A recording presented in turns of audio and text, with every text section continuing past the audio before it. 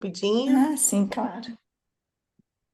Eu esqueci de me apresentar, né? Meu nome é Graciene, a Silvia, como a Silvia falou, pode me chamar de Grace também.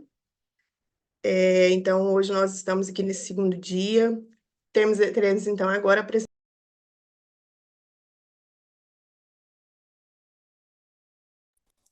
Tá mudo, Grace. Oh, meu Deus.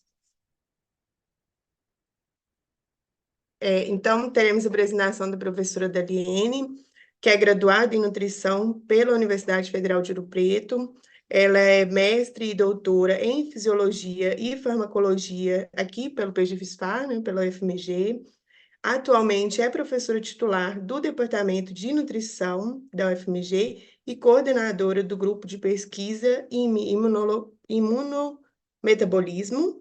Atua, né, com os temas metabolismo intermediário, remodelamento do tecido adiposo, composições dietéticas e imunometabolismo. Adeliane, um prazer ter você aqui conosco. Fique à vontade. Você tem uns 40 minutos e depois nós partimos para as perguntas.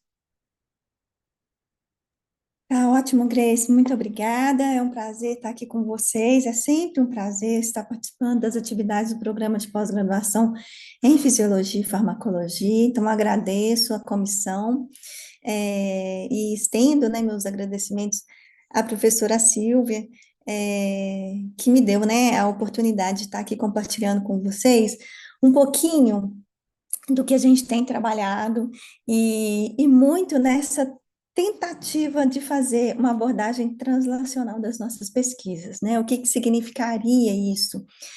Significaria a gente desmembrar aquilo que a gente encontra nos ensaios experimentais para a prática clínica, uma abordagem clínica, um estudo clínico, né? Então, eu vou tentar trazer para vocês aqui uma ideia do que a gente tem desenvolvido ao longo dos anos. Fiquem à vontade para perguntar.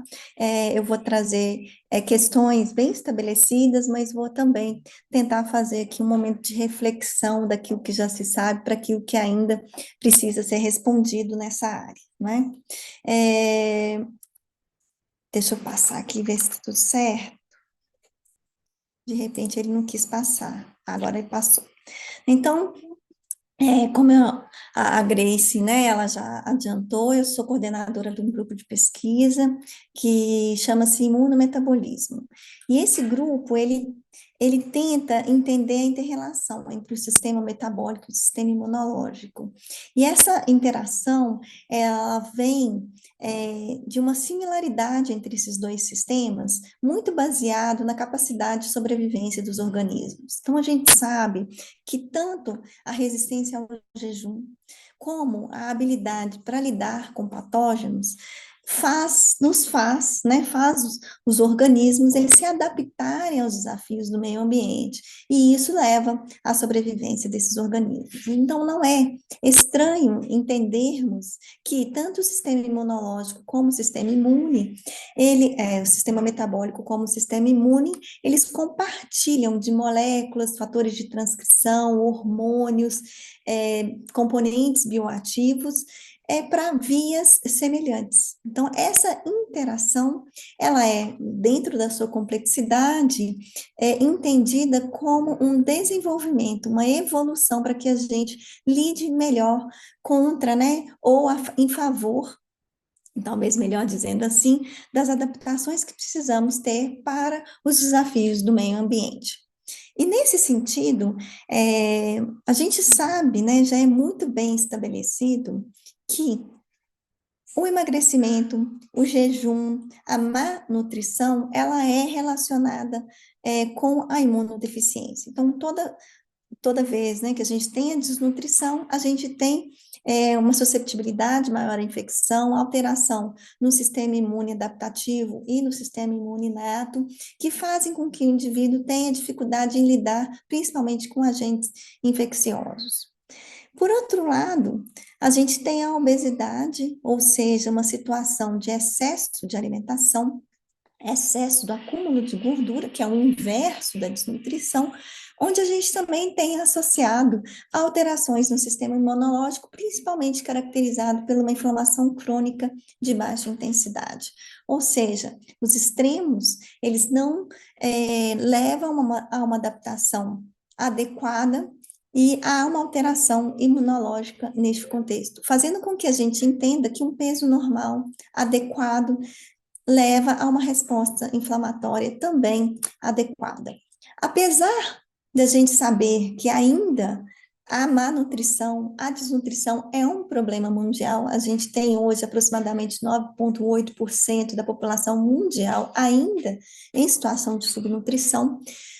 Nos últimos 40 anos, a gente teve uma inversão onde o problema da obesidade, ela sobrepôs, em termos de número, né, a desnutrição, que ainda é presente, né? Então, hoje a gente tem, na população mundial, de cada 8 indivíduos, um indivíduo apresenta obesidade.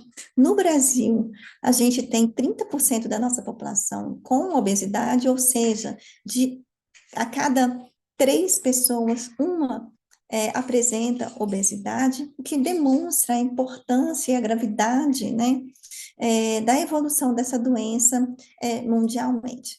E a gente sabe que essa obesidade, ela é associada a uma inflamação crônica de baixa intensidade, sabendo disso desde o início dos trabalhos que começaram a mostrar essa associação lá em 1993, quando Rota-Mille Gil, ele apresentou o TNF como uma citocina que apresentava-se aumentada em animais e em tecido adiposo humano de indivíduos com obesidade, né? Então, a expressão dessa clássica citocina inflamatória, ela é aumentada no contexto da obesidade, e a partir de então, muitos trabalhos, nas últimas 2 décadas, nós tivemos um avanço enorme do entendimento da relação, né, entre o sistema imunológico e imune no contexto da obesidade.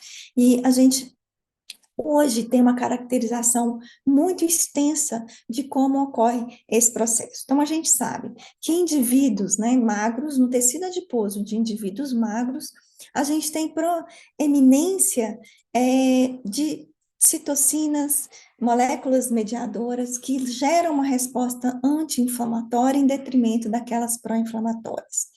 Então, células como eosinófilo, macrófagos com perfil mais anti-inflamatório, como os macrófagos classificados como M2, células T reguladoras, células TH2, elas estão em balanço em relação àquelas com características mais pró-inflamatórias, aqui exemplificadas pelos neutrófilos, macrófagos do tipo M1, células T, H1, células T, CD8, então há um equilíbrio.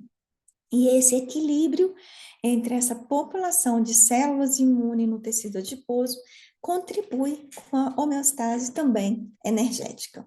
No outro lado, né, da balança, num contexto de excesso de adiposidade, o aumento desse tecido adiposo, ele leva um desbalanço nessa população imune, onde a gente passa a ter um número maior no tecido de células que são recrutadas ou ainda diferenciadas nesse tecido e que apresentam características pró-inflamatórias. Então, há um aumento de neutrófilos, de macrófago do tipo M1, que é um macrófago com características mais pró-inflamatórias, um aumento de células TCD8 e TH1, gerando esse desequilíbrio e isso sendo associado com a disfunção desse tecido adiposo. Então, há uma disfunção do número de células e que acaba refletindo em alteração, né, na proporção entre mediadores anti-inflamatórios em relação aos pró-inflamatórios, havendo então o que a gente caracteriza hoje como uma inflamação crônica de baixa intensidade no tecido adiposo, classicamente observada na obesidade. Então, o que acontece, né, no desenvolvimento da obesidade é que a gente tem um número de eosinófilos no indivíduo magro, né, células T reguladoras, macrófagos do tipo M2 em maior número do que os macrófagos do tipo M1. Esse tecido produz citocinas com características anti-inflamatórias em quantidades adequadas, incluindo IL-4, IL-10 e IL-13. Por outro lado, com a ocorrência, né, do desenvolvimento, com o ganho de peso e, consequentemente, com o ganho de adiposidade, a gente tem uma mudança é, na fisiologia desse tecido adiposo, onde os adipócitos começam a entrar no processo de apoptose, ocorre uma hipóxia tecidual com recrutamento de células imunológicas com um perfil mais pró-inflamatório para esses tecidos, né? Então, a gente começa a observar estruturas que a gente chama estruturas parecidas com coroa, que são os macrófagos e células imunes, né, envoltas por adipócitos em apoptose, e isso leva a uma ativação dessas células, levando a um aumento da produção de mediadores inflamatórios no tecido adiposo. Nesse contexto, né, esses mediadores inflamatórios que aumentam nesse tecido adiposo, na obesidade, eles acabam alcançando a circulação sistêmica, gerando e modulando, né, modificações em outros tecidos. E isso leva à associação da obesidade com diversas outras doenças, como o desenvolvimento de tumores, o desenvolvimento do estado de resistência à insulina, diabetes tipo 2, arteriosclerose, doenças cardiovasculares, doenças hepáticas, incluindo a esteatose hepática, fibrose hepática, né? Então, é uma disfunção que inicia-se ali no tecido adiposo em decorrência do aumento do tamanho desse adipócito, acúmulo excessivo de gordura, gera uma modificação na liberação de mediadores nesse tecido.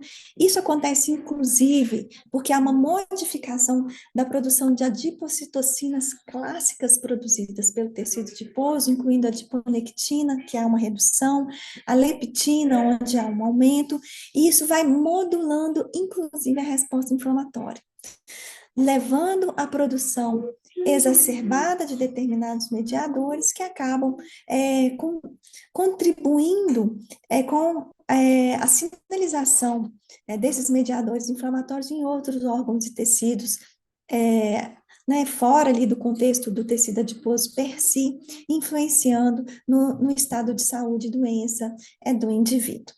Então, essa obesidade, né, que é caracterizada pelo aumento da adiposidade, ela também é caracterizada pelo aumento da inflamação crônica de baixa intensidade, que vinculada à ocorrência de outras disfunções. Uma das principais delas, né, muito bem estudada, inclusive, é a própria resistência à insulina. Isso leva a um ciclo vicioso com desfechos desfavoráveis para o processo de saúde do indivíduo por ocorrência de doenças. Acúmulo ectópico de gordura, doenças crônicas não transmissíveis, doenças cardiovasculares, um aumento do estresse oxidativo. Então, é a partir, né? Então, parece que a inflamação é um importante elo entre a ocorrência da obesidade, disfunções metabólicas e outras doenças no indivíduo com obesidade. A gente sabe que esse desfecho, né, o que a gente chama de meta-inflamação do tecido adiposo, ele ocorre devido a esse aumento do tecido adiposo, que por sua vez é oriundo de fatores genéticos, do consumo de álcool, de modificações dietéticas, com o consumo de alimentos, né, que favorecem o desenvolvimento da obesidade, o consumo de alimentos altamente palatáveis, industrializados, a inatividade física, modificação na microbiota intestinal. Então, há uma mudança, né, no estilo de viver ao longo dos anos que acabou favorecendo com que a frequência e a prevalência dessa doença, da obesidade, seja tão grande no mundo hoje em dia, né? E isso É claro que vai associar com maior ocorrência, né, de outras doenças desencadeadas a partir do desenvolvimento da obesidade, que inclui câncer, doenças hepáticas, doenças cardíacas. Bom, então não há, assim, um questionamento, né, já temos muita literatura mostrando que no contexto da expansão do tecido adiposo, a gente tem a inflamação, e essa inflamação é associada à doença, não só a doença da obesidade, mas como outras doenças também. Por outro lado, né, a gente começou a estudar para entender quando que essa inflamação no tecido adiposo ela acontecia, já que ela é uma inflamação crônica de baixa intensidade, muito bem caracterizada em indivíduos com a doença já estabelecida. Então, alguns, né, trabalhos começaram a se perguntar quando que essa inflamação acontece durante o desenvolvimento da obesidade. O nosso grupo de pesquisa também saiu, né, em busca de decifrar isso e entender como que essa inflamação estava acontecendo. Então, assim como outros grupos, né, a gente tem demonstrado que tanto dietas ricas em gorduras, gorduras saturadas, como dietas ricas em carboidratos refinados, a gente tem um aumento do peso corporal aqui em estudo em animais, tá certo, pessoal? A gente tem um aumento do peso corporal, um aumento da massa adiposa, evidenciado aqui pelo aumento da massa do tecido adiposo epididimal, e isso acontece num curto prazo.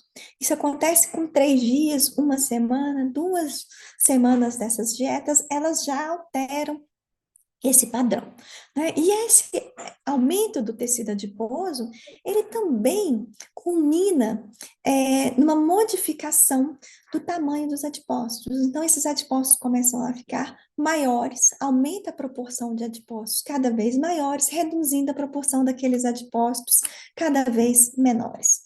E isso é acompanhado pelo aumento, né, de células imunes nesse tecido adiposo, aqui evidenciada por macrófagos, né, a porcentagem de macrófagos ela aumenta, e olhe que ela aumenta rapidamente, com 3 dias do consumo de uma dieta rica em gordura, por exemplo, né? Então, começou-se a observar que o recrutamento dessas células para o tecido adiposo acontecia de forma.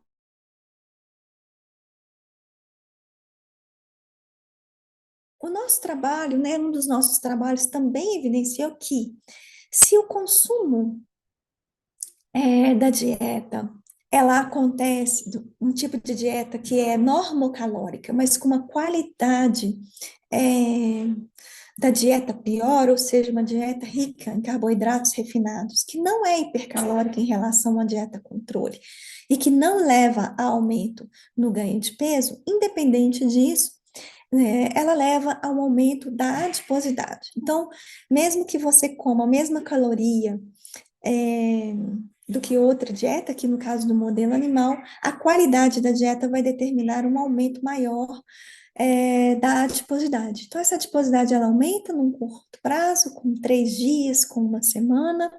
Aqui a gente vê claramente um aumento da área desses adipócitos nesse curto prazo, se estabelecendo com adipócitos maiores no longo prazo, aqui caracterizado por 12 semanas, né, evidenciado aqui. E esse aumento de adiposidade, independente do aumento do peso, ela é associada também com o aumento de recrutamento de células imunológicas para o tecido, havendo um aumento no curto prazo do rolamento da adesão de leucócitos, um aumento com 3 dias de dietas de marcadores, né, de células clássicas, né, marcadores para macrófago, um aumento de neutrófilos, um aumento de células reguladoras, um aumento de células CD8 positivas. Então, a gente entendeu que, independente do ganho de peso, mas que o aumento da adiposidade, decorrente do consumo de dietas não saudáveis, né, a rica em gordura ou rica em carboidrato, há um recrutamento de células imunológicas, um aumento da inflamação no tecido adiposo, num curto período e que se mantém e é acentuado ao longo do tempo, conforme mantém-se esse consumo desse tipo de dieta. Então, a gente entendeu, né, que Essa resposta inflamatória evidenciada na obesidade, ela acontece como uma resposta aguda do aumento desse tecido adiposo, é, acontece agudamente e é sustentada no longo tempo, sugerindo que essa inflamação no tecido adiposo, ela possa, neste momento agudo, ter um papel que seria para voltar o organismo à homeostasia e regular essa sobrecarga de nutrientes e regular a expansão do tecido adiposo. Claro que conforme ela vai acontecendo no longo prazo, essa inflamação acontece, ela acaba sendo desregulada, não controlada, mais associada com o desenvolvimento de doenças. Então, a gente partiu para investigar um pouquinho mais e entender essa inflamação aguda que a gente observou no tecido adiposo, aqui nesse caso também no fígado, no período muito curto de ingestão de dietas não saudáveis. E foi muito interessante a gente avaliar a inflamação no estado pós-absortivo, ou seja, no estado pós-prandial, ou seja, a gente come, será que a gente inflama, né? Será que a gente tem o recrutamento de células imunológicas, o aumento de mediadores inflamatórios para o tecido adiposo ou para o fígado, um outro órgão metabólico importante decorrente dessa ingestão alimentar? E esse dado foi interessantíssimo, porque ele mostra que sim, em relação aqui ao jejum, um jejum de curto prazo, né? Depois eu vou mostrar o efeito é diferente num jejum de longo prazo, mas em comparação ao jejum, o animal no estado pós-absortivo, pós-prandial, ele tem um aumento do recrutamento de neutrófilos para o fígado e para o tecido adiposo desses animais, e esse recrutamento ele pode ser intensificado a depender da qualidade da dieta. Então, aqui é uma dieta rica em frutose, que a gente sabe que é uma dieta, né, um componente alimentar não saudável, para o camundongo, mostrando uma intensificação do recrutamento de neutrófilos para o fígado. Então, a gente tem aqui na dieta controle um aumento de TNF conforme a ingestão alimentar, mas isso pode ser intensificado a depender da qualidade da dieta, aqui representada por uma dieta rica em frutose. Né? Outros trabalhos da literatura mostram que outras características de dieta, como dieta rica em gordura, também geram o mesmo fenótipo, né? Com uma ideia, né, da gente fazer uma translação aqui já apresentando para vocês um pouco do que a gente tem tentado sair da bancada para o leito, né? A gente publicou também um trabalho realizado em ensaio clínico com humanos para a gente entender se essa frutose, quando dada no humano, ela também levaria a uma inflamação pós-prandial. Então, a gente tem aqui os pacientes que agudamente, né, avaliado no estado pós-prandial, eles recebiam um suco contendo frutose, glicose ou sacarose, então a gente tem aqui uma resposta clássica, né? Então a frutose, por exemplo, ela leva um pico glicêmico menor quando comparado à sacarose e à glicose. Entretanto, há um pico, né, maior de triglicérides nesses indivíduos que consomem a frutose. O triglicérides, então, 240 minutos após a ingestão de uma dieta rica em frutose, ele acaba aumentando. E isso foi acompanhado por algumas alterações imunológicas, aqui de forma mais simplista, evidenciada pelo aumento do número de leucócitos circulantes em pacientes que consomem frutose em relação à sacarose ou à glicose. Eu estou ouvindo alguma coisa? Tá tudo bem, gente? Tem alguém falando? Tá tudo bem? Vocês estão me ouvindo? Sim, né? Estamos. Então tá bom, é porque eu estava ouvindo aqui alguém conversando. Mas então, continuando, a gente então já começa, né, a entender que comer leva a essa resposta. Esse estudo é um estudo muito elegante que fez uma avaliação pós-prandial de mediadores inflamatórios após o consumo de uma dieta é, trivial, né, mostrando que um em 1.000 em participantes, mais uma tendência, né, desse aumento pós-prandial de IL-6, evidenciado aqui nesse trabalho. Então, a questão é, né, quando a gente alimenta, a gente gera uma resposta inflamatória, possivelmente fisiológica, que tem a ver com essa regulação para homeostase do organismo, e que ela pode ser intensificada a depender do tipo de alimentação. Então, quando a gente está no estado alimentado, ao longo do dia, a gente tem essa oscilação na produção de mediadores inflamatórios decorrentes do consumo de alimentos, sendo que isso pode ser intensificado ou não pelo tipo daquele nutriente ingerido, né?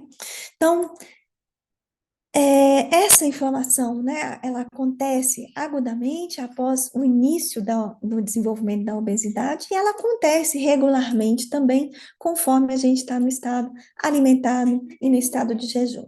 Isso levantou uma hipótese de que essa inflamação, ela poderia ter um papel fisiológico tentando controlar a expansão da massa adiposa, participar do remodelamento do tecido adiposo.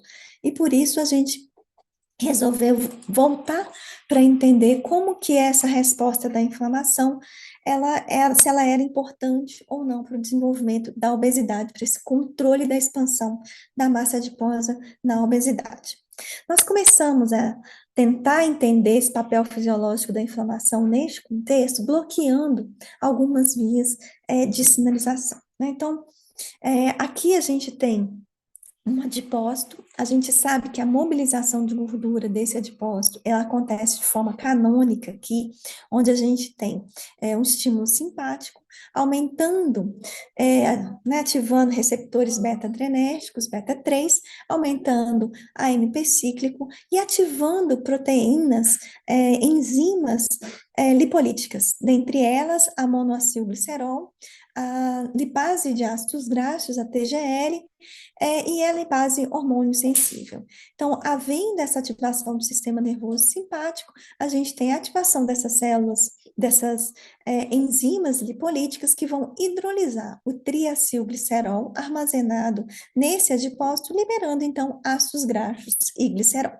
Então, essa é a via clássica, e a gente estava querendo agora entender se vias inflamatórias também estariam influenciando esses caminhos regulatórios, né, da mobilização de gordura. Então, a gente começou bloqueando,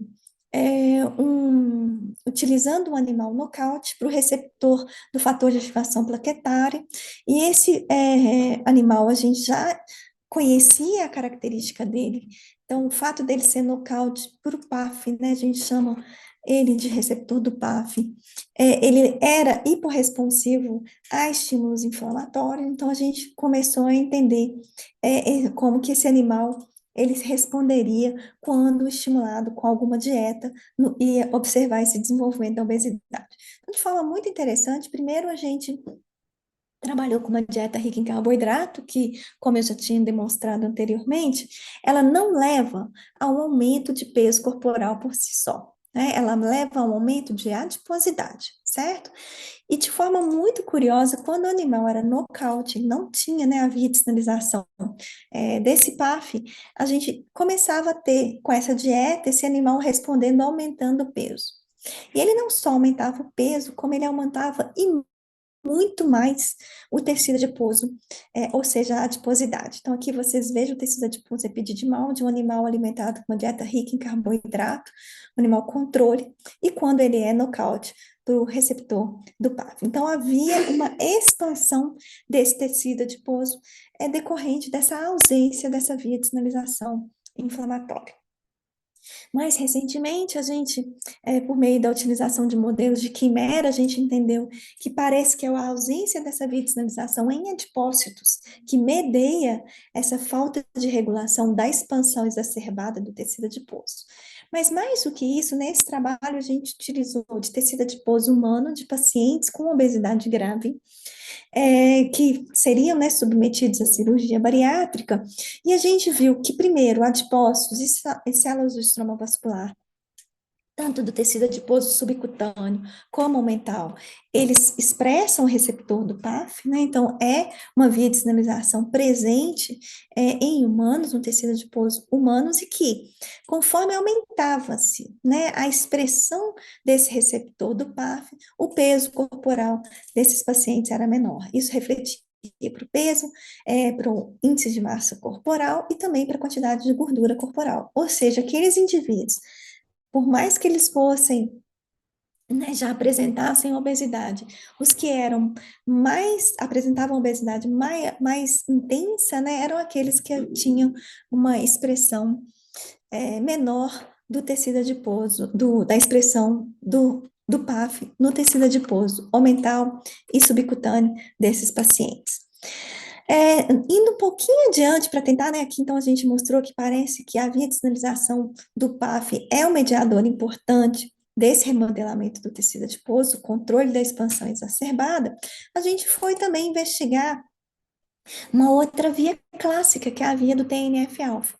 A gente sabe que o bloqueio da atuação do TNF-alfa, a utilização de animais nocautes para o TNF-alfa, ele melhora a sensibilidade à insulina desses animais, mas às custas, né, de um aumento da adiposidade. Então, a gente mostra que animais nocautes para o receptor 1 do TNF-alfa, mesmo quando consumindo uma dieta padrão, né, eles apresentam um aumento de adiposidade. Aqui agora, acrescentando mais um tijolinho dessa via reguladora, aqui da nossa especulação de entender como que a inflamação regula essa inflamação.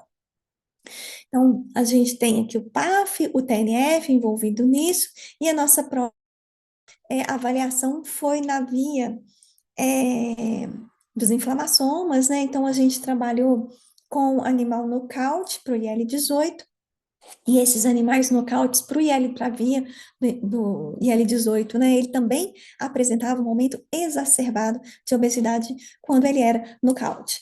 Aumento, neste caso, diferente do que acontece com o animal TNF-alfa nocaute, né, ele tem um aumento de adiposidade acompanhado com uma disfunção metabólica importante no metabolismo da glicose, ele se torna resistente à insulina, né, insensível à mediação da via da insulina. Outra via, que agora a gente explorou um pouco mais em detalhes também, foi a presença ou ausência de eosinófilo. Já era descrito na literatura que eosinófilo, né, indivíduos magros, apresentam uma quantidade maior de eosinófilos no tecido adiposo e que conforme o indivíduo vai engordando, esses eosinófilos, eles desaparecem desse tecido. Então, foi também uma via investigada pelo nosso grupo, onde a gente mostrou que na ausência, né, em animais com ausência de eosinófilos, eles também apresentam um aumento de adiposidade, uma maior intolerância à glicose, pacientes com obesidade grave, né, que apresentam vias indicativas da presença do eosinófilo, né, neste tecido, eles são mais associados com melhora do metabolismo glicídico, com a melhora da presença, por exemplo, de GLUT4, do receptor 1 da insulina e também da adiponectina, mostrando, né, e consolidando que a presença desse eosinófilo ele é importante tanto para o remodelamento do tecido adiposo, como para a manutenção dessa homeostase glicêmica em modelos animais e também em humanos, né? Um dado que foi também apresentado em pacientes no ensaio clínico. A literatura ela apresenta outras vias que parecem ser reguladoras desse processo de regulação do metabolismo por meio da inflamação no contexto da obesidade, dentre elas, né, o receptor 1 da interleucina 1. Então, a gente também sabe que animais nocautes para o receptor 1 no receptor da interleucina 1, ele também apresenta um aumento de adiposidade independente da dieta e que se intensifica com a idade. O mesmo acontece, né, ou seja, um início prematuro do desenvolvimento da obesidade em animais nocautes para a interleucina 6. Assim como, né, a deficiência de IL-18 também já demonstrou, além desse aumento da adiposidade e tudo, um aumento da hiperfagia. Então, um controle também da ingestão alimentar.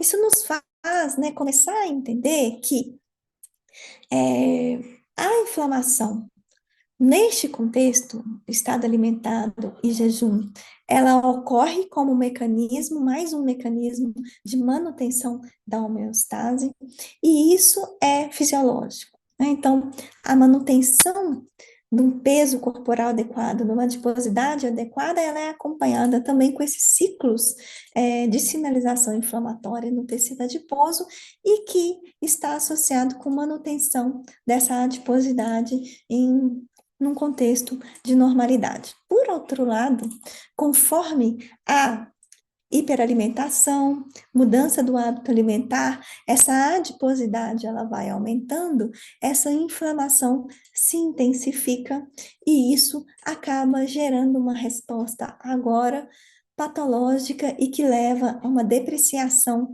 da função deste tecido, com repercussão para outros tecidos e associação com o desenvolvimento de várias outras doenças. Então, a pergunta era se inflamar, apesar de levar a inflamação, né, no contexto da obesidade, ter uma inflamação crônica de baixa intensidade, levando a doença, mas ainda assim isso é uma resposta fisiológica, né? Ou seja, essa inflamação ela é importante para manter esse controle da expansão do tecido adiposo. Será que inflamar é importante para perder tecido adiposo? Será que no contexto de redução desse tecido é importante inflamar para que esse remodelamento aconteça de forma apropriada?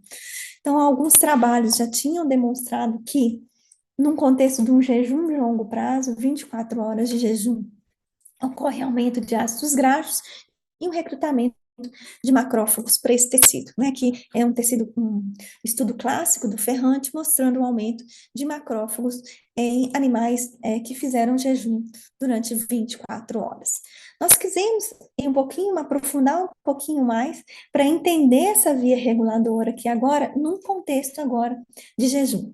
Né? Então, a gente sabe que o TNF é uma via importante para induzir lipólise tanto no animal como em adipócitos humanos, né? Então, na presença do TNF-alfa, a enzima HSL, que é uma enzima lipolítica importante, ela aumenta nesse contexto.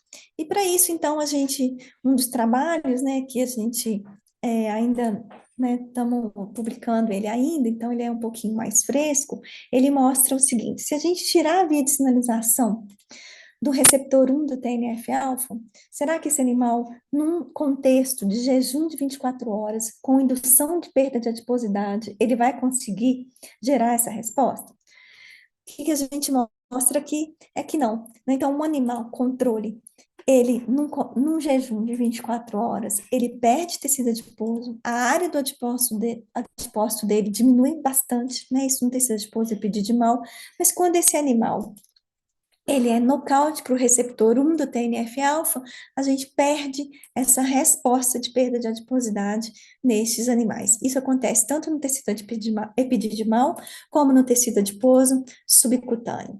E de forma muito interessante, parece que as enzimas que são reguladas para mobilizar essa gordura, principalmente no tecido adiposo inguinal, que são estimuladas pelo jejum de 24 horas, elas não são estimuladas no animal nocaute 1 do TNF-alfa, indicando que essa mobilização de gordura pode estar comprometida num contexto de ausência de uma via de sinalização importante da inflamação, não é? Observem aqui que animais nocaute por receptor 1 do TNF-alfa também não apresentam um aumento de mediadores inflamatórios classicamente observados no animal controle, onde a gente tem com jejum um aumento da IL-10, um aumento da IL-6, desculpa, um aumento da IL-18, da IL-6, né, no epididimal e no tecido adiposo inguinal. Entretanto, no animal nocaute, para o receptor 1 do TNF-alfa, essa resposta ao jejum não acontece aumentando esses mediadores inflamatórios. Então, esse animal ele passa a ser hiporresponsivo a um jejum de 24 horas, não gerando essa inflamação usualmente observada no animal controle. Foi um pouco surpresa, né, para nós que um animal 24 horas em jejum não perdesse nada de adiposidade quando ele fosse nocaute para o receptor 1 do TNF-alfa, e por isso, então, a gente decidiu estender um tempo maior para esse jejum e colocar esse animal em 48 horas de jejum. Então, observe que o animal controle, ele perde a adiposidade com 24 e com 48 horas, a área de adipócitos, ela diminui bastante, isso acontece no epididimal e no inguinal, entretanto, esse animal nocaute para o TNF-alfa, ele não perde nem com 48 horas de jejum, nem o epididimal, nem o inguinal, mostrando essa hiporresponsividade desses animais a essa mobilização de gordura do tecido adiposo. Nós usamos outras estratégias para tentar entender, então a gente mimetizou o jejum usando um agonista beta 3, né, que foi o CL-316, e a mesma resposta foi observada, ou seja, o animal tratado com CL 316, ele tem uma perda de adiposidade, né, tanto no epididimal como no inguinal, mas quando ele é nocaute para o receptor 1 do TNF-alfa, o tratamento com o CL não induz essa perda de adiposidade, conforme a gente viu no animal controle, né? Além disso, né, o tratamento com CL no animal controle aumenta IL-6, aumenta TNF no animal controle, mas a IL-6, por exemplo, aqui no epididimal e no inguinal, do animal nocaute tratado com CL, não é aumentado, mostrando que é necessário ter essa via de sinalização do TNF-alfa para mediar a produção de outras citocinas, aqui exemplificada pela IL-6. A gente também tentou inibir essa via, não usar só o modelo nocaute, mas inibir com infliximab, né, que é um anti-TNF-alfa, e um animal tratado com esse anti-TNF-alfa exposto a 48 horas de jejum, ele também não é capaz de mobilizar gordura do tecido adiposo epididimal nem o inguinal, diferente do que faz o animal controle, que nesse período de 48 horas tem uma redução importante do tecido adiposo epididimal, né? Então, a gente foi ali consolidando essa ideia, né? A gente tem outros trabalhos aqui também que a gente tenta cercar essas vias de mobilização de gordura também mediada por inflamação. Então, no geral, a gente entendeu que essa resposta inflamatória, ela é importante para controlar a expansão exagerada desse tecido, mas também para poder mediar a mobilização de gordura do tecido adiposo. Então, inflamar é importante para esse remodelamento tecidual acontecer. A pergunta é, será que isso, né, como que a gente pode mostrar isso, né, nos pacientes, como que a gente pode translacionar essa ideia para os pacientes? Então, a gente teve a ideia de fazer um ensaio clínico em pacientes transplantados, né? Então, a gente sabe que a imunossupressão, ela acontece em pacientes pós-transplantes. A gente sabia que pacientes pós-transplante hepático, eles desenvolvem uma obesidade que não é associada à diminuição do gasto energético ou um aumento importante no consumo alimentar. Então, essas, né, foram pistas para a gente tentar recrutar, né, entender como que seria a resposta à perda de peso de pacientes que são imunossuprimidos. Porque se inflamar é importante para mobilizar a gordura, para perder peso, pacientes em imunossupressão, eles geram essa resposta. Então, a gente fez um ensaio clínico e como vocês podem observar aqui, de fato, esses pacientes, eles têm no basal, né, uma redução da circulante de mediadores inflamatórios, interferon, TNF, L4, IL-10, IL-2. Entretanto, eles não têm alteração na produção de adipocitocinas produzidas pelo tecido adiposo, né, adiponectina, resistina ou leptina. Mas essa resposta inflamatória dele, ela é modificada pela imunossupressão. Então, o que a gente fez, né? A gente tinha pacientes com obesidades pareados, né? Controles pareados, pacientes com obesidade e pacientes com obesidade um ano depois da cirurgia do transplante hepático. E a gente queria ver se a perda de peso induzida por dieta, ela seria similar ou não nesses dois grupos, né? A gente foi muito assim, foi um experimento interessante da gente fazer, porque a gente mostrou claramente que em 6 meses de tratamento dietético, os pacientes com obesidade, sem transplante, né? Eles têm uma perda de peso importante, uma perda de circunferência de cintura, né? Uma redução de circunferência de cintura, uma diminuição de massa gordurosa, né? Da porcentagem de gordura corporal. Entretanto, os pacientes imunossuprimidos, pós-transplante hepático, eles não respondiam ao tratamento dietético em nada. Então, eles praticamente, em 6 meses de tratamento, não respondia ao tratamento dietético para a perda de peso, né? E conforme a gente teve uma correlação muito interessante entre a quantidade residual de tacrolimus, que é um imunossupressor, em relação à perda de peso. Ou seja, quanto mais tacrolimus residual o indivíduo tinha, né, esse imunossupressor,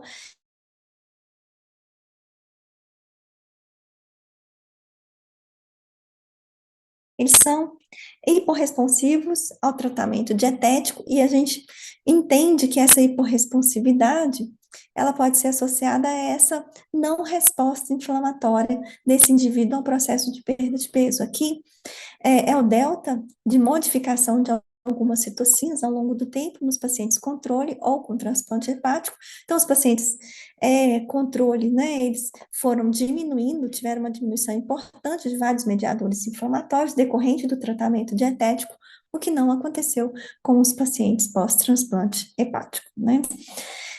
Aqui já é uma projeção futura, a gente está conduzindo um outro ensaio clínico, está em continuidade, né? A gente já publicou uma parte, continuamos tentando entender, porque o tratamento dietético associado a reduzir a janela de alimentação tem se mostrado mais efetivo para induzir perda de peso em pacientes com obesidade, né? Então, a gente tem uma perda de massa gordurosa, perda de massa corporal maior em pacientes que fazem restrição alimentar, mas que comem numa janela de alimentação mais curta, né? Que comem durante 8 horas por dia e fazem jejum durante 16 horas. A gente tem entendido que isso acontece não é decorrente do aumento de gasto energético, né? Então, o consumo de oxigênio, a taxa metabólica basal, o coeficiente respiratório ele se mantém igual aos pacientes e a gente não sabe exatamente por que que essa estratégia ela leva a uma perda de peso maior e é nossa hipótese, né, de que pode ser uma modulação diferente, né, pelo fato de se fazer esse jejum, ter uma janela de alimentação menor, com um jejum maior ao longo do dia. Então, isso quis trazer aqui só para vocês verem, né, que a gente ainda está continuando tentando entender se será que essa estratégia dietética pode modular uma resposta inflamatória e isso levar a uma eficácia maior para a perda de peso. Então, essas são questões em abertas que o nosso grupo de pesquisa tem trabalhado e que eu queria finalizar aqui colocando de que a gente sabe muito pouco, ainda apesar de parecer que sabemos muito, né? A gente não sabe se isso é flexível, se essa reversão é flexível ou não, ou seja, se essa incapacidade de ciclar a inflamação com a obesidade, se ela é reversível ou se ela fica residual nos indivíduos. E uma outra pergunta muito interessante que a gente tem se feito, que a gente tem tentado trabalhar, é indivíduos que alcançam obesidade extrema, né? IMC de 50, 60, aqueles indivíduos que engordam muito. Será, né, que essa falta, que esses indivíduos chegam lá sem morrer antes, né?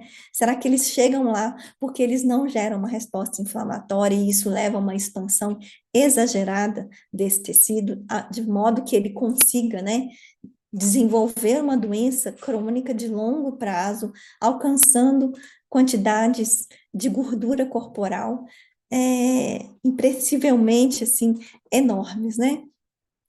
Isso aqui é um trabalho, né, que a gente está explorando com dados de RNA-seq de tecido adiposo de indivíduos com obesidade. Então, de forma, a gente não publicou, é só uma ideia, né, de que a gente tem avaliado vários mediadores inflamatórios em indivíduos com IMC entre 20 a 30 eles são expressos, né? Aqui a gente tem intensidade de expressão e a porcentagem de células expressas. Eles são expressos, eles geram um aumento dessa expressão de mediador inflamatório quando o indivíduo tem um IMC de 30 a 40, mas na obesidade grave de 40, IMC acima de 40, a expressão desses mediadores inflamatórios parecem estar reduzida nesse tecido, que pode, né, indicar que essa inflamação, essa flexibilidade dessa inflamação, ela é comprometida nesses indivíduos e que pode favorecer essa manutenção de uma adiposidade exacerbada, que obviamente leva um indivíduo ao risco de morte por associação com outras doenças, mas que ainda assim ele consegue chegar lá, né? Então é uma questão aí que a gente está tentando entender, mas como ideia geral, eu gostaria de deixar aqui que essa inflamação no tecido adiposo, ela é uma inflamação que regula a homeostase do tecido, regula o metabolismo, esse imunometabolismo, ele é importante para manter a saúde desse tecido, conforme a gente tem uma expansão desse tecido, essa inflamação crônica de baixa intensidade compromete na qualidade desse tecido e órgãos e tecidos distantes associados à doença, mas que também eu preciso dessa inflamação para perder tecido adiposo, e isso é muito claro quando a gente tem na caquexia, onde a gente sabe que na caquexia, na perda de tecido adiposo, a gente também tem uma inflamação importante, evidenciando aqui como que esse balanço, né, nessa resposta inflamatória no tecido adiposo, ela é homeostática, né? Então, eu termino agradecendo meu grupo super atual, que essa foto é bem recente, né, da nossa equipe que tem trabalhado, desenvolvendo e continuando a trabalhar nessa temática, aos meus louváveis colaboradores, né, o grupo de imunofarmacologia, qual eu sou feliz inserida nele, e tenho a abertura para trabalhar com tantas abordagens. Então, meu agradecimento especial, né, então, a todos os colaboradores, as agências de fomento, para que a gente continue aí tentando pesquisar. Muito obrigada, pessoal.